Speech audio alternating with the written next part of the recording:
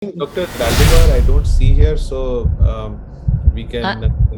Deep is I'm there. here. Hi, Deep. I'm here. Yeah, Right. Deep is No, there. I understand. So I was just Dr. going to Rogers see Aldivar is the not. option of Dr. Rogers Aldivar if he's there, but if he's not there and if Dr. Rohit Omprakash permits, we'll take Dr.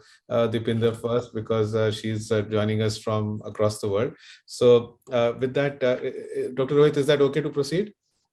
Okay. So perfect. Yeah, you can go ahead, please. Thank you so much. Thanks for accommodating. So I would like to invite our next speaker, who's again a very renowned surgeon from the US, and Dr. Deepinder is going to speak on how to manage post LASIK infections, and I think that'll be really interesting. Please go ahead, ma'am.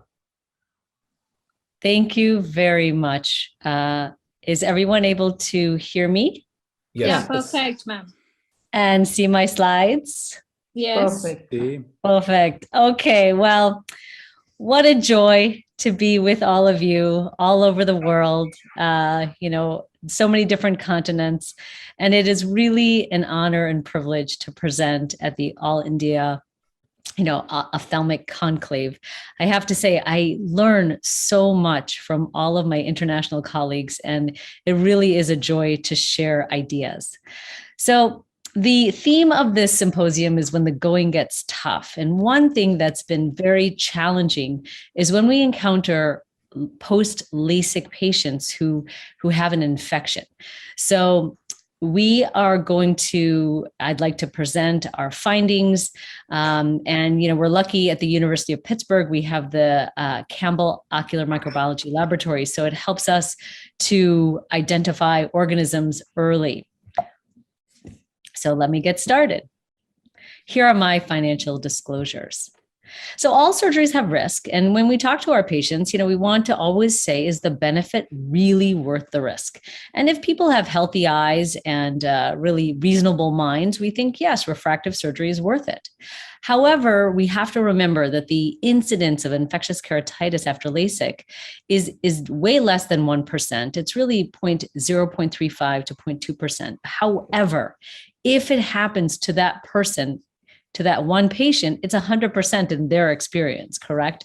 And it can be devastating with moderate to severe reduction in visual acuity in almost half of the eyes. So obviously it's better to prevent than treat, and prompt recognition and aggressive treatment is absolutely critical. And you can see one of the patients here who was referred in, she had actually a Pseudomonas corneal ulcer because she was wearing just a contact lens. She had a little bit of undercorrection and developed this corneal ulcer. However, with prompt assessment management, she had a very nice outcome. So the infectious keratitis after LASIK, what's important is that it can occur both early and late postoperatively. It can occur after primary surgery, enhancement, or even, just a flap lift for epithelial ingrowth, et cetera. Now, the sources of infection, unlike cataract surgery, where we only worry about the patient factors with lid margins, lashes, conjunctiva, et cetera, there are operative factors that could be in play with surgical instruments, the microkeratomes, sponges, drapes, the contact lens, potentially atmosphere or water exposure. So prevention is key. And I think we all understand the importance of optimizing the ocular surface preoperatively, treating the dry eye, blepharitis, rosacea, et cetera. We actually will not do LASIK on any patient who has punctate staining of their cornea. So our patients know they have to do their homework. We come back, we reassess them, and we keep at it as long as they have keratitis. And once their punctate keratitis resolves, then we feel free to go ahead and proceed with surgery.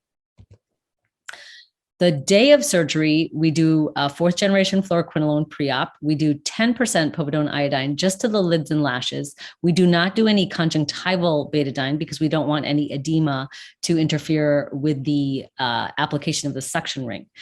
You can see the draping technique here. I'm very careful to isolate the lid margin. And so we have a semi-sterile technique in our laser center where we don't cross-contaminate between the two eyes. We use no non-sterile fluids, so we don't use any tap water or ice. Now, in terms of post-op, we do a 4th generation fluoroquinolone every 2 hours for the first day, then 4 times a day for 1 week. And the careful post-operative day 1 exam is critical. So is there any DLK or diffuse lamellar keratitis? Now that's common to see, but if it's an atypical pattern with a focal infiltrate, that is a high suspicion for infection. And we warn our patients about warning signs for infection. So the onset, as we said, can vary from 1 day to 6 weeks. And the presentation of keratitis post-LASIK can vary because there's this interface highway where we can spread these organisms, and patients are using steroids. So you can see that bacterial infections can have feathery edges or multiple foci. So in the Pseudomonas ulcer, you see these feathery edges, and this MRSA, MRSA patient had multifocal corneal infiltrates. Now, recognition is critical, and early, within one or 2 weeks, we think of gram-positive organisms. Later infections are the atypical organisms, which is the non-tuberculous mycobacteria or fungal elements. And I remember putting together this table early, almost 20 years ago now. And I was just reviewing the literature and just tallying up what was causing post-LASIK infection. And this atypical mycobacteria was a huge player in almost half of reported cases. And what is non-tuberculous mycobacteria? It's an acid-fast bacteria, ubiquitous in soil, animals, food, tap water, laboratory water. It will grow on specific media, but however, it will also grow on blood agar. Now, this is the #1 cause of delayed presentation or these late infection. And what you'll see is that white opacity, single or multiple, confined to the interface. And here's the critical thing. We have to lift the flap and culture. You can see in this picture here, this infection is definitely limited to the interface. There's minimal surrounding reaction. And honestly, the patient wasn't very symptomatic. This was a nurse who was referred in with this infection. So what you have to do when you see this, you have to lift the flap, culture, scrape, do smears, and we like to debulk the infiltrate and irrigate with antibiotics under the flap. If it's an acute infection, we use vancomycin, fluoroquinolone. If it's delayed, we'll use amikacin and fluoroquinolone. If the flap is necrotic, we excise. So again, the treatment, acute, you're thinking of gram-positives, delayed, more of the atypical organisms. We do use oral doxycycline, and we stop steroids until the atypical etiologies are ruled out. And I want to end with a case. This is a patient who was referred in. She had LASIK years ago, 10 years ago. And then her left eye got hit with a banana that her son was throwing. And then she was referred in with a white spot. She was told by another cornea specialist that this was just a scar, don't worry about it. But the patient really was suspicious. You can see that white scar. And what we did is we went ahead and lifted the flap because we had high suspicion for infection. And what you do is lift the flap and carefully peel it back. There was epithelial ingrowth, significant epithelial ingrowth as well. And so we took this, we did smears, we did culture, and basically you want to really get at that area and debulk and then irrigate with antibiotics. So the next day, the scraping came back with fungal elements. So the patient returned the next day with increased pain, redness. And what we did in this case, because it's hard to get antifungals into the site of action, it's hard to penetrate through the intact epithelium. So we did a flap soak. We took her to the minor procedure room. We did a soak of this flap with voriconazole and amphotericin. And fortunately, she did well. We were able to eradicate the organisms. Her clinical exam improved rapidly. And although she did have some issues with epithelial ingrowth, she was able to recover good vision. So the concluding pearls for post-LASIK infections is that although they're fortunately rare, we need to keep this at the top of our mind. We want to optimize preoperatively and remain vigilant postoperatively. LASIK flaps should be lifted to obtain the specimen for culture and smear.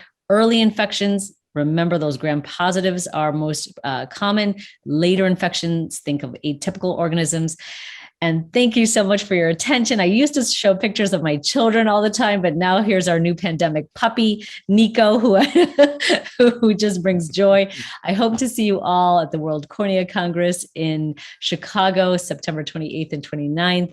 And we welcome you all to Pittsburgh next year as well, when we're opening our new Vision Institute at the University of Pittsburgh. So thank you so much for your kind attention.